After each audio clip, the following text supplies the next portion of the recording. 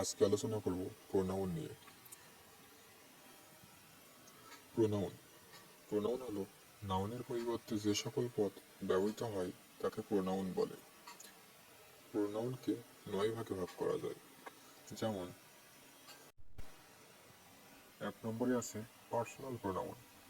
Personal pronoun হলো কোনো pronoun যখন কোনো ব্যক্তি বা বস্তুর পরিবর্তে বসে তখন তাকে পার্সোনাল প্রোনাউন বলে। যেমন I, we, he, she, etc এগুলো হলো পার্সোনাল প্রোনাউন।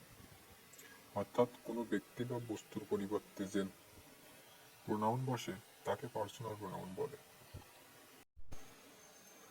এবার দেখে নেব প্রোনাউন হিসেবে ইটের ব্যবহার, অর্থাৎ বাক্যে যেখানে প্রোনাউন হিসেবে ইট ব্যবহৃত হয়। যেমন 1 নম্বরে আছে জড় বস্তু বোঝাতে ইট বসে।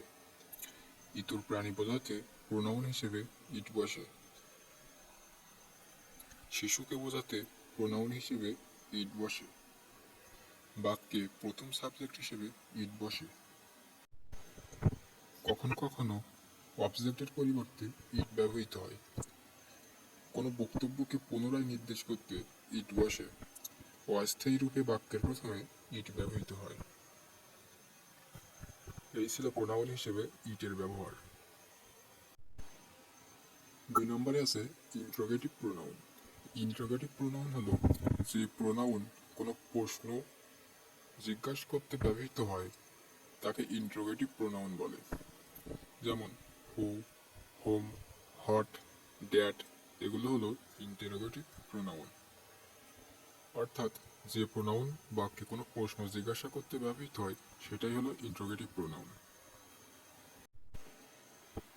3 নম্বরে আছে ডিস্ট্রিবিউটিভ প্রোনাউন। ডিস্ট্রিবিউটিভ প্রোনাউন হলো যে প্রোনাউন দুই বা ততোধিক ব্যক্তি বস্তুর মধ্য থেকে একটিকে আলাদা করে বোঝায় তাকে ডিস্ট্রিবিউটিভ প্রোনাউন বলে। অর্থাৎ ডিস্ট্রিবিউটিভ প্রোনাউন হলো দুই বা ততোধিক ব্যক্তি বা বস্তুর মধ্যে থেকে একটিকে আলাদা করে বোঝাবে, সেটাই হলো ডিস্ট্রিবিউটিভ প্রোনাউন। ডিস্ট্রিবিউটিভ প্রোনাউনগুলো হলো এস, এভরি, আইদার, নাইদার এগুলো হলো ডিস্ট্রিবিউটিভ প্রোনাউন। নোট: আইদার দ্বারা দুইয়ের ভিতরে যে কোনো একটি বা দুটোকে বোঝায়, তবে দুইয়ের বেশি নয়। অর্থাৎ আইদার দ্বারা দুইয়ের ভিতরে যে কোনো একটি বা দুটোকেই বোঝাবে, কিন্তু দুইয়ের অধিক বা বেশিকে বোঝাবে না। দুটির বেশি হলে সেক্ষেত্রে অ্যানি বা অ্যানিয়ান ব্যবহৃত হয়। আবার নাইদার অর্থ দুটোর মধ্যে কোনোটিই নয়, তবে অনেকগুলোর মধ্যে কোনোটিই নয় হলে নো ওয়ান বা নান বসে।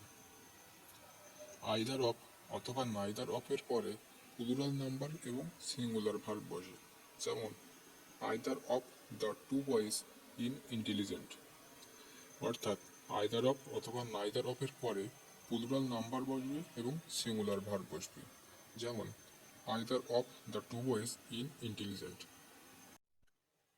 4 নম্বরে আছে ডেমনস্ট্রেটিভ প্রোনাউন। ডেমনস্ট্রেটিভ প্রোনাউন হলো যে প্রোনাউন কোনো ব্যক্তি বা বস্তুর পরিবর্তে বসে এটি, ওটি, এগুলো, ওগুলো নির্দেশ করে তাকে ডেমনস্ট্রেটিভ প্রোনাউন বলে। যেমন ডেমনস্ট্রেটিভ প্রোনাউনগুলো হলো দিস, দ্যাট, দিস, দোস। এই 4টি হলো ডেমনস্ট্রেটিভ প্রোনাউন। নোট: নিকটবর্তী কোনো কিছুকে নির্দেশ করতে দিস এবং দূরবর্তী কোনো কিছুকে নির্দেশ করতে দোস বসে। বাক্যে দুটি নাউনের উল্লেখ থাকলে প্রথমটির জন্য দিস আর পরেরটির জন্য দ্যাট বসে। একটি নাউনকে বারবার উল্লেখ না করার জন্য সিঙ্গুলার হলে দিস আর প্লুরাল হলে দোস বসে। নম্বরে আছে রিলেটিভ প্রোনাউন।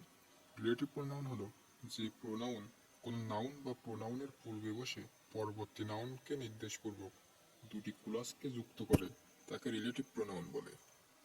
অর্থাৎ যে প্রোনাউন কোনো নাউন বা প্রোনাউনের পূর্বে বসে পরবর্তী নাউনকে নির্দেশপূর্বক দুটি ক্লজকে একত্রিত বা সংযুক্ত করে তাকে রিলেটিভ প্রোনাউন বলে। রিলেটিভ প্রোনাউনগুলো হলো who, which, what, that, whose, whom, those এগুলো হলো রিলেটিভ প্রোনাউন। নোট: হু দ্বারা ব্যক্তিকে নির্দেশ করে, সাবজেক্ট হিসেবে বসে। হোম ব্যক্তিকে নির্দেশ করে, অবজেক্ট হিসেবে বসে। এবং হুইচ, দ্যাট, হোয়াট বস্তু বা প্রাণীকে নির্দেশ করে, সাবজেক্ট এবং অবজেক্ট হিসেবে বসে। হুজ প্লাস নাউন ব্যক্তি, বস্তু বা প্রাণীকে নির্দেশ করে, সাবজেক্ট হিসেবে বসে। অর্থাৎ উপরে 1 নম্বরে ব্যক্তিকে নির্দেশ করতে হু ব্যবহৃত হয় এবং সবসময় হু সাবজেক্ট হিসেবে বসে। হোম ব্যক্তিকে নির্দেশ করতে বসে কিন্তু অবজেক্ট হিসেবে বসে। হুইচ, দ্যাট আর হট বস্তু বা প্রাণীকে নির্দেশ করে, সাবজেক্ট বা অবজেক্ট উভয় রূপে বসতে পারে। এবং শেষটা হলো হুজ প্লাস নাউন ব্যক্তি, বস্তু বা প্রাণীকে নির্দেশ করে, শুধুমাত্র সাবজেক্ট হিসেবে বসে। 6 নম্বরে আছে রেসিপ্রোকাল প্রোনাউন। রেসিপ্রোকাল প্রোনাউন হলো যে প্রোনাউন দুই বা ততোধিক ব্যক্তির মধ্যে পরস্পরকে বোঝায় তাকে রেসিপ্রোকাল প্রোনাউন বলে। রেসিপ্রোকাল প্রোনাউনগুলো হলো ইজ আদার এবং ওয়ান অ্যানাদার, এই দুটি হলো রেসিপ্রোকাল প্রোনাউন। নোট: দুয়ের মধ্যে পারস্পরিক সম্পর্ক বোঝাতে ইজ আদার আর দুয়ের বেশি হলে ওয়ান অ্যানাদার বসে। যেমন 10 স্টুডেন্ট লাভ ওয়ান অ্যানাদার, এখানে দুইয়ের অধিক 10 স্টুডেন্ট, এজন্য ওয়ান অ্যানাদার হয়েছে। এবং পরেরটিতে দি টু সিস্টার হেল্প ইজ আদার, এখানে দি টু সিস্টার অর্থাৎ দুইয়ের মধ্যে পারস্পরিক সম্পর্ক বোঝাচ্ছে, এজন্য ইজ আদার বসেছে। 7 নম্বরে আছে রিফ্লেক্সিভ প্রোনাউন। রিফ্লেক্সিভ প্রোনাউন হলো পার্সোনাল প্রোনাউনের সাথে সেলফ বা সেলফেস যুক্ত হয়ে কোনো প্রোনাউন যখন অবজেক্টের অবস্থান গ্রহণ করে এবং পশ্চাতে ফিরে পুনরায় সাবজেক্টকে নির্দেশ করে তাকে রিফ্লেক্সিভ প্রোনাউন বলে।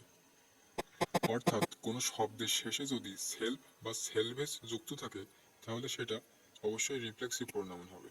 যেমন you fun yourself, you hurt himself. অর্থাৎ রিফ্লেক্সিভ প্রোনাউন হতে গেলে অবশ্যই শব্দের শেষে সেলফ বা সেলফেস যুক্ত থাকতে হবে এবং পুনরায় সাবজেক্টকে নির্দেশ করতে হবে। 8 নম্বরে আছে এমফ্যাটিক প্রোনাউন। এমফ্যাটিক প্রোনাউন হলো রিফ্লেক্সিভ প্রোনাউন যখন অন্য কোনো নাউন বা প্রোনাউনের পরে বসে তাকে নির্দেশ করে বা জোর প্রদান করে তাকে এমফ্যাটিক প্রোনাউন বলে।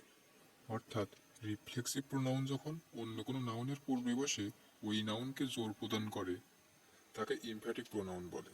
যেমন I meet the president himself, এখানে প্রেসিডেন্ট হলো এমফ্যাটিক প্রোনাউন এবং হিমসেলফ হলো reflexive pronoun.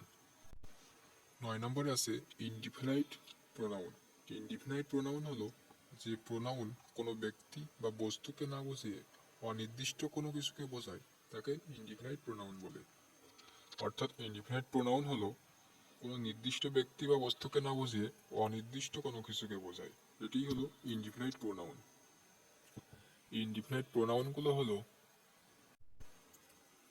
One, anybody, another, many, somebody, anyone, everything, little, none, some, more, all, any, everybody, everyone, something, much, no, someone, most, few আর nothing, এগুলো হলো indefinite pronoun.